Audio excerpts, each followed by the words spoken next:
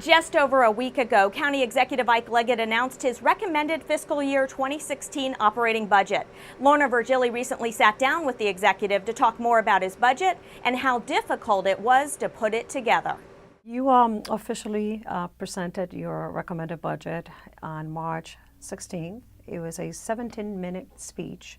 And one of the things that you said during that speech was, this was a very difficult budget, but one to be proud of.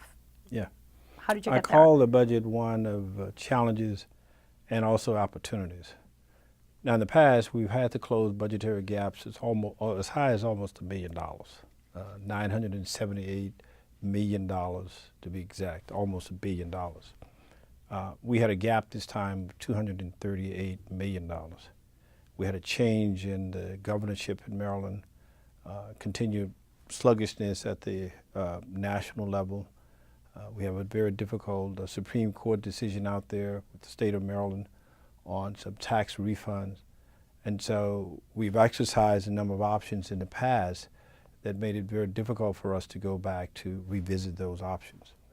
Given that set of circumstances, the executive says he had to exercise every possible option in preparing a budget without raising taxes and providing the maintenance of effort for the school system.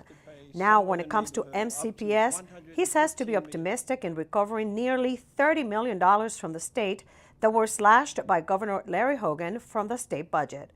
But that gap reflects the reductions of the state contributions. They reduced the gap, reduced amounts of funds to Montgomery County, thereby creating a gap. So we've closed all of that gap with the exception of the state funds.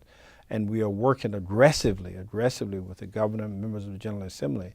And we believe very strongly that we'll be able to get at least a good portion of that back, if not all of that back. If we're able to do that, then we'll come in with a budget ultimately that's pretty close to 100% of what the school system originally asked for. The $5.1 billion budget incorporates a 2.6% increase for Montgomery College and a 2% wage increase for county employees.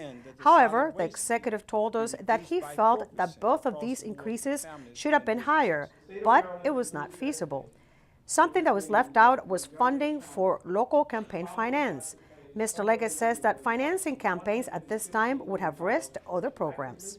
This is a reform that we have to pay for to the tune of about $8 million. We passed it, I signed the bill, and I think it's a good bill and it's something that we should do.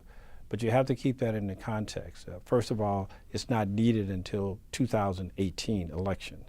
Now, for me to set aside $2 million now for that, think of what that $2 million would have provided. One, it would eliminate totally the entire body cameras of the police protection. All of the health and human services programs that we had to cut, challenges as it relates to employees. It may have meant increase in taxes. So we're going to have to cut vital programs in health and human services, education, or potentially increase taxes in order to provide monies for a campaign finance bill. The bill resources are not due until 4 years from now, 3.5 years from now. I think it would be a mistake, and to suggest to do so now under those circumstances. The entire budget and highlights are available at montgomerycountymd.gov. In Rockville, for County Report This Week, I'm Lorna Virgili.